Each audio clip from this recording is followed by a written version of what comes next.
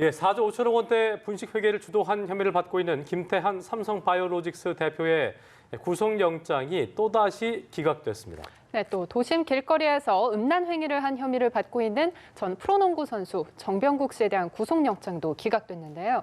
이와 관련된 소식 전문가와 함께 관련 내용 짚어보겠습니다. 네. 강신업 변호사 나오셨습니다. 어서 오십시오. 네, 안녕하십니까. 예, 저희가 오늘 아침에 뉴스로 보도를 했습니다만 법원이 김태한 대표에 대한 영장, 이게 발부될까 아닐까 참 관심을 끌었었는데 네. 결국 또 기각을 했네요. 글쎄 말입니다. 오늘 오전 2시 30분에 이제 기각이 됐습니다. 예. 어제 구속 전 피의자 신문을 받았고요.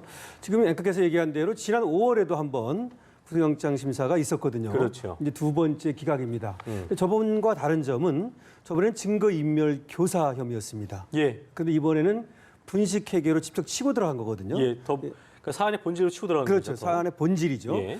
자본시장법 위반이라고 하는 것과 그리고 주식회사의 외부 감사에 관한 법률이라고 있습니다. 예. 이 두 개를 위반했다는 얘기는 결국 분식회계를 했다는 얘기입니다.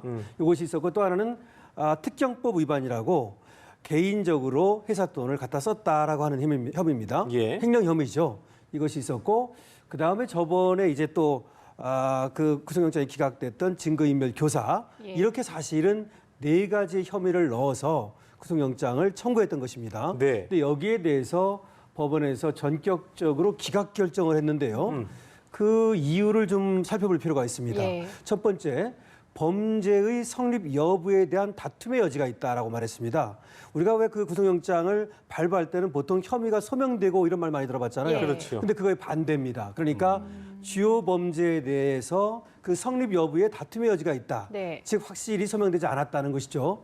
또 하나 얘기가 증거가 확보되었고 이런 말을 썼습니다. 보통 이제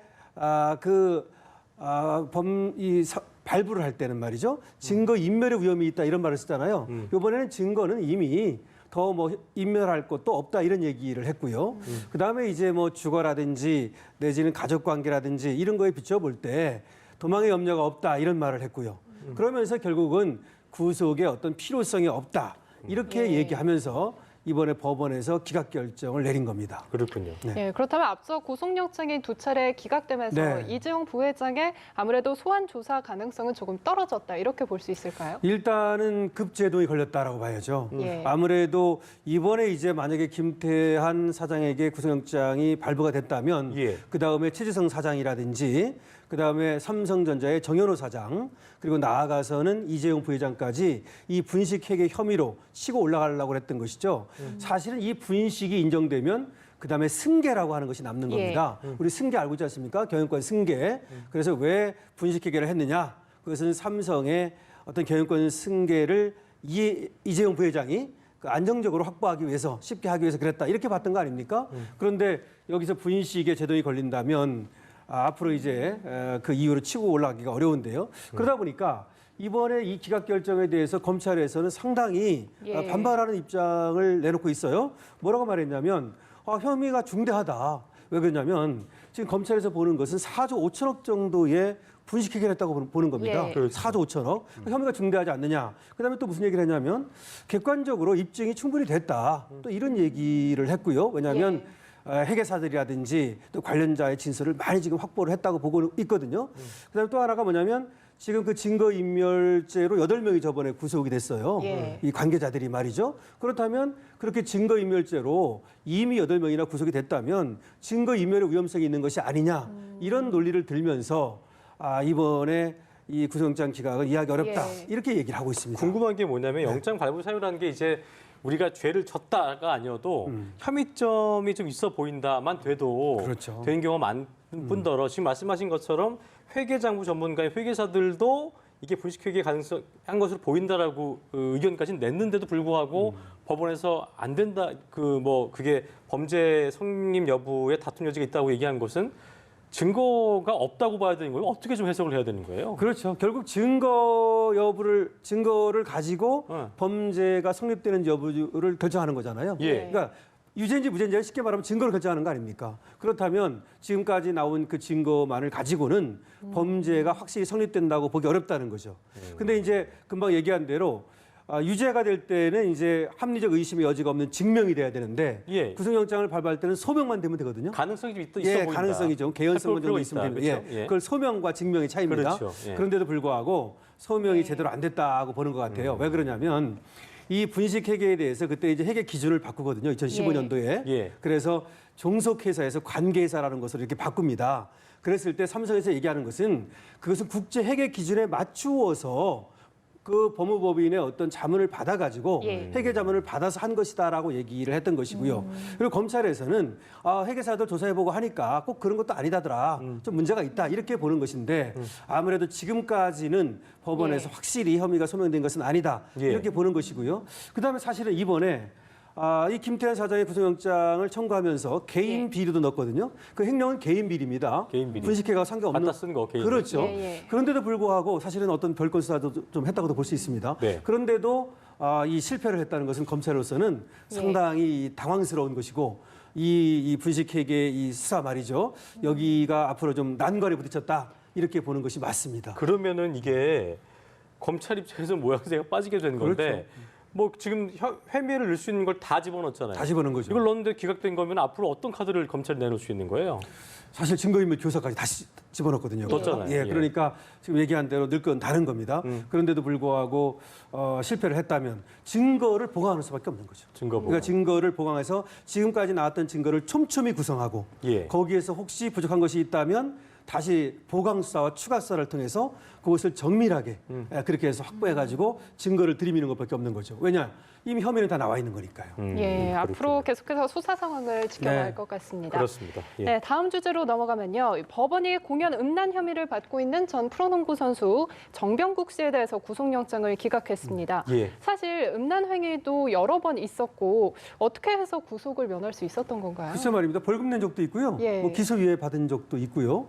그리고 지난 1월부터 뭐 지금까지 여러 차례 걸쳐서 네. 지금 이번에가 이제 크게 터진 거지. 사실 예. 그 전에도 그런 전력이 있다는 겁니다. 상습성이 좀 있다는 예, 거죠. 그렇죠. 예. 그럼에도 불구하고 이제 영장이 기각이 됐는데요. 먼저 이걸 생각해야 됩니다. 공연 음란죄는요. 1년 이하의 징역이나 500만 원 이하의 벌금, 구료, 과료. 즉 다른 거에 비해서 좀 참 가볍습니다. 그러니까 보기에는 굉장히 좀 충격적인데 예. 죄 질 자체는 크게 나쁜 게 아닌 거라고 봐야 되는 그렇죠. 거예요. 이게? 그러니까 우리가 볼 때는 충격적인데 예. 현행법에 의하면 그렇게 무거운 범죄로 만들어 놓지 않았어요. 그랬군요. 1년 이하의 징역이나 또 500만 원의 벌금, 그다음에 구료 과료가 있다는 것은 상당히 가볍게 처벌을 한다는 겁니다. 그래서 예. 아무래도 이 현행법이 좀 그렇게 무겁게 보지 않고 있다는 것이 도움이 됐을 거고요. 예. 두 번째는 자신의 어떤 범죄를 모두 인정을 했어요. 그러면서 반성하고 사과한다. 그리고 예. 정신적 치료를 받겠다라고 얘기를 했어요. 그러니까 아무래도 법원에서는 구속을 시켜서 뭐 처벌하는 것도 중요하지만 그보다는 이거는 병 아니냐. 예. 그러니까 결과적으로 치료를 받게 하는 것이 낫겠다. 이렇게 해서 기각을 했다고 봐야 됩니다. 근데 어떤 또 법조인은 이거를 그러니까 그 이제 사안이 크지 않다고 이걸 전제로 얘기하면서 구속영장 청구까지 하는 게 맞는 건가라는 얘기를 하는 사람도 있던데, 그러니까 뭐 공인이나 특성이 있기 때문에 그런 건지 어떻게 좀 봐야 돼요? 그 맞습니다. 부분은요? 공인이라는 특성이 있었기 때문에 구속영장을 청구했다고 봐야 됩니다. 만약 일반이라면 구속영장 청구까지는 안 했을 가능성이 안 있습니다. 예. 그리고 아까 얘기했던 대로 벌금 낸 적도 있고 예. 기소유예 남을 해줬지 않습니까? 그렇게 몇 번 봐줬는데 또 그러니까 이제 그런 것이 있고요. 그 다음에 이것이 이제 본인한테는 뭐 어떤지 모르지만 또 이걸 피해자가 받는 충격은 굉장히 크거든요. 그렇죠. 예. 그러니까 이거를 또 처벌할 필요성, 사회적 필요성이 있다는 것도 우리가 볼 수 있는데요. 근데 우리가 이제 이런 범죄가 왜 벌어질까가 상당히 예. 궁금하잖아요. 네. 근데 이거는 성도착증의 일종입니다. 성도착증이라 그래가지고 사실 술이나 음주도 했던 게 아니었잖아요. 아닙니다. 그거는 아니고 사실은 정신병질의 일환으로 보고 있습니다. 정신질환의 예. 일환으로. 예, 그리고 이 연구 결과에 의하면 남성들이 많이 이런 행태를 보입니다. 여성에게서는 별로 보이지 않고요. 예. 그러면서 이런 어떤 행태를 통해서 성적 흥분과 쾌감을 느끼는 것이고요. 예. 나아가서는 거세 공포증이라고 하는 것을 갖는 사람들이 있습니다. 남자들 중에서 예. 그런 어떤 공포감을 벗어나는 그런 하나의 방법으로 이런 행동을 하거든요. 예. 그래서 이것은 법원에서도 치료가 필요하다고 본 겁니다. 예. 제가 봐도 이건 맞는 것 같습니다. 꼭 처벌보다는 치료해서 병이 나으면 안 할 수 있는 것이니까요. 근데 이 정 선수는 사실은 뭐 처벌은 안 받았을지 모르지만 12년 동안 농구 선수로서 말이죠. 슈팅의 상당히 기재로서. 그렇죠. 프로 선수 잘하는 잘하고 선수이기 때문에, 있었는데 이번에 KBL에서 제명 처분도 받고 그렇죠. 상당히 또 큰 처벌을 받았기 때문에 그런 것도 고려한 것으로 보입니다. 예, 그렇다면 이제 구속 여부와는 별개로 향후 뭐 어떤 처벌을 받게 될지는 아직 모르는 건가요? 예, 우리가 이제 공연 음란죄라고 그래요. 예. 공연 음란죄. 그러니까 공연이라는 말은 여러 사람들이 보는 데서 이제 음란한 행위를 했다. 이런 얘기입니다. 그래서 처벌은 이제 받게 되는데 이거는 모르겠어요. 이거 저번에 이제 기소유예도 있고 벌금도 있기 때문에 이번에 구속은 면한 것이지. 예. 이제 검찰에서 이제 두 가지가 있겠죠. 하나는 약식 명령을 해가지고 벌금으로 처벌하는 방법이 있을 것이고 또 하나는 불구속 기소를 해가지고 예. 재판을 받아가지고 거기에서 또 이제 처벌이 결정되는. 그러니까 지금 구속영장이 기각됐다는 것이지 예. 처벌이 안 된다 그것은 아닙니다. 그러니까 이제 앞으로 이제 재판이라든지 또 기소라든지 이런 예. 것들은 앞으로 남아 있을 수 있다 이렇게 볼 수 있는 것이죠. 알겠습니다. 네. 자, 주제를 바꿔보죠. 제주 전 남편 살인 사건의 피의자였던 고유정과 그 현재 남편인 A 씨가 구치소에서 이제 만남을 가졌다고 합니다. A 씨의 친아들이자 고 씨의 의붓아들인 B군의 사망 원인을 찾기 위해서 양쪽 모두 보니까 대질 조사를 해야 된다라고 좀 필요성을 느꼈나 보죠. 네, 그렇다고 그래요. 양쪽에서 모두 적극적으로 하겠다고 그러는 겁니다. 근데 더군다나 이 고유정 씨가 다른데 지금 전 남편 살해 사건에서는 묵묵부답하면서 말이죠. 예. 여기에서는 자신이 해달라고 이렇게 적극적으로 얘기를 했다는 겁니다. 네네. 그래서 청도 상당경찰서가 제주구치소에 가가지고 무려 10시간 동안 조사를 했습니다. 예. 조사를 했는데 사실은 그전에도 고유정 씨를 불러서 경찰에서 한 5번 정도 조사를 미리 했습니다. 그리고 나서 이제 대질 조사를 한 겁니다. 이번에. 예. 그러니까 고유정 씨하고 현 남편을 대질 조사한 거죠. 이 대질 조사가 이제 어떻게 보면 마지막 그 조사라고 볼 수 있고요. 예. 뭐 추가로 대질 조사를 하지 않겠다. 뭐 이런 얘기를 하고 있기 때문에. 근데 여기에서 지금 어떤 결과를 얻어냈을지가 지금 궁금한데요. 상당히 정황으로 볼 때는 의심스러운 정황이 있습니다. 예. 그리고 지금 현 남편도 고소를 했지 않습니까? 살인죄로. 그런데 두 사람이 얘기하는 것이 완전히 상반된다는 거예요. 지금 대조조사를 해보니까. 그래가지고 그렇다면 완전히 상반된다는 얘기는 오히려 누구 한 사람이 거짓을 말할 가능성도 있는 것이고 예. 지금 그런데요. 어쨌든 간에 이번 수사가 대조조사가 어떤 결과로 이어질지 지켜봐야겠습니다. 말씀하신 대로 사실 의심스러운 정황이 있지만 네. 증거가 있어야 되지 않겠습니까? 그렇죠. 어떤 점이 가장 쟁점이 될까요? 쟁점을 몇 가지로 한번 추려보겠습니다. 첫 번째가 이게 있습니다. 이게 사실은 현 남편하고는 사이가 좋은 것처럼 우리가 뭐 오해할지 모르는데 그게 아닙니다. 현 남편과 고유정 씨 사이에도 사이가 굉장히 나빴고요. 그래서 지난 10월 18일 날 고유정이 가출을 합니다. 그리고 11월 14일 날 지난해입니다. 돌아옵니다. 한 달 정도 있다가. 근데 그때 가출을 했을 때 이 현 남편이 자기 아들하고 자신의 사진을 카톡에 올렸어요. 고유정은 안 올리고. 그랬더니 고유정이가 거기에 굉장히 분개를 하면서 예. 뭐 하는 짓이냐? 우리를 이렇게 모욕하느냐? 나와 내 아들을 네가 그렇게 모욕할 수 있느냐라면서 굉장히 분개를 한 적이 있습니다. 이거 첫 번째 정황입니다. 예. 그리고 나서 얼마 후에 아들을 데려다 같이 살자 그럽니다. 그런데 자기 아들은 이 3월 달에 같이 데리러 오기로 했는데 늦춘 겁니다. 예. 그리고 현 남편의 아들만 먼저 데려온 거예요. 그리고 나서 데려오고 3일 만에 사고가 납니다. 이 얘기는 뭡니까? 상당히 어쩌면 이 현 남편에 대한 징후 또 그 아들에 대한 징후 때문에 계획을 했을 수 있는 정황인 것이죠. 예. 이것이 있고요. 그 다음에 그 칼에 우리가 알고 있지 않습니까? 예. 전 남편을 칼에 거기다 졸피뎀 섞어서 사망하게 한 것으로 지금 보고 있죠. 예. 근데 카레를 똑같이 먹입니다. 그다음에 졸피뎀을 처방한 것이 많은데요. 이 졸피뎀을 처방한 것 중에서 작년 11월에 처방한 것이 행방이 어디 있는지 모릅니다. 즉 이거를 어디다 썼는지가 밝혀지지 않고 있습니다. 다시 말하면 이 현 남편의 아들에게 썼을 가능성이 있습니다. 그다음에 이 이불과 매트리스에 이 현 남편의 아들의 피가 묻어 있었는데요. 소량이 아닙니다. 상당한 양의 피를 흘렸다고 예. 하는 것입니다. 그리고 지금 이제 압착에 의한 질식사로 보고 있는데요. 예. 부검 결과가. 근데 정확한 건 아닙니다. 사실은. 거기에서 동물이라든지 이런 것들은 발견되지 않았습니다. 그래서 이제 사망이 지금 오리무중에 빠진 겁니다. 네. 그런데 하나 얘기 나왔던 것이 이 지금 현 남편의 다리가 이 아기 위에 올라가 가지고 혹시 압착사를 당한 것이 아니냐 그런 말이 있었잖아요. 근데 그렇게 보기에는 이 자국이 일자로 나 있는데 이 예. 등 위에 말이죠. 이 사망한 아기의 말이죠.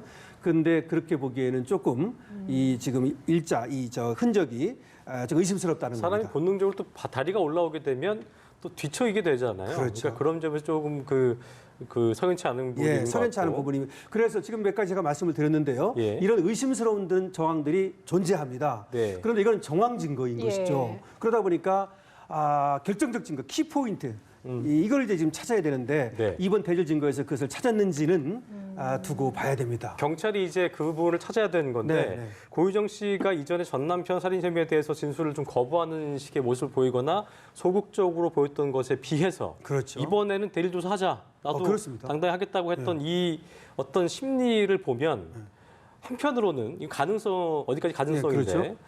증거가 딱히 경찰 입장에 잡을 수 없지 않을까라는 어떤 그런 거에서 반로된 어떤 행동이 아니었나라는 분석도 있는 것 같아요. 예, 전문가들이 그렇게 많이 보고 있습니다. 예. 사실은 저도 좀 그렇게 봅니다. 예. 그러니까 이 고유정 씨는 굉장히 전략적 사고를 하시는 사람입니다. 예. 그래서 이 전 남편 사망 사건하고 네. 현 남편 아들의 사망 사건을 분리해서 어차피 전 남편을 죽인 건 어쩔 수 없는 겁니다. 그렇죠. 이거는 뭐 부인하기 어려워요. 그러니까 예. 죽인 사실을 인정한 겁니다. 네, 네. 그리고 나머지는 묵묵부답. 얘기 안 하고. 예, 그런데 이 현 남편 아들의 사망 사건은 얼마든지 빠져나갈 수 있다고 보는 것이죠. 자기는 그 방에서 자지도 않았어요. 예. 그리고 지금 결정적 증거가 아무것도 없어요. 그렇기 때문에 자기가 얼마든지 이렇게 계속해서 부인을 하면 충분히 빠져나갈 수 있다고 하는 생각을 하는 것이죠. 그래서 거기에 대해서 이제 지금 현 남편은 의심을 하고 있는 것이고요. 근데 10시간이나 조사를 했다고 하니까 하여튼 많은 말이 나왔을 겁니다. 근데 그 말 중에서 어떤 그 스모킹 건이라고 하는 것이 나왔는지 이것이 좀 지켜봐야 되겠습니다만 상반된 주장을 또 내놨다 하더라고요 보니까요. 그렇죠. 그러니까 부인을 일관했다는 얘기일 텐데. 그렇죠. 근데 그렇죠? 변호인도 다 이제 입회를 했습니다. 그렇죠. 예. 그런데 이게 이런 게 있습니다. 정황 증거만 가지고도 물론 살인죄를 유죄의 증거로 이렇게 예. 정황 증거를 쓸 수 없는 것은 아닙니다. 하지만 이렇게 그래도 좀 비슷한 증거, 정황 증거만이 아니라 직접 증거에 가까운 증거가 있어야 그러니까 그렇게 할 되는데. 수밖에 없는 상황이다라는 그런 거. 게 있어야 되는데 예. 이 사건에서는 아직은 예. 만약에 다른 증거가 나오지 않았다면 아까 말씀드린 그것만 가지고 예. 법원에서 혹시 기소가 됐을 때 유죄가 될 수 있는지는 좀 지켜봐야 됩니다. 예, 알겠습니다. 알겠습니다. 예. 앞으로의 수사 상황 계속해서 지켜봐야 할 것 같습니다. 네. 네, 여러 사건 사고 소식 강신업 변호사와 함께 짚어봤습니다. 고맙습니다. 고맙습니다.